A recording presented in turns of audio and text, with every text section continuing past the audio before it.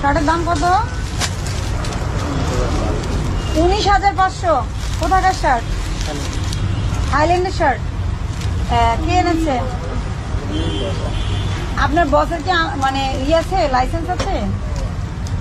মানে আপনার বস কিভাবে এনেছে? হ্যাঁ, লাগেজ পার্টি করে হাতে করে নিয়ে আসলো। লাগেজ পার্টি করে এনে 19,500 টাকা শার্ট বেচেছেন? হ্যাঁ, এত সহজ? মানে আমাদের দেশে বিজনেস করা কি এত সহজ? আপনি বলতেছেন লাগেজে করে আপনার বস নিয়ে আসছে, 19,500 টাকা শার্টের দাম বিক্রি করতেছে।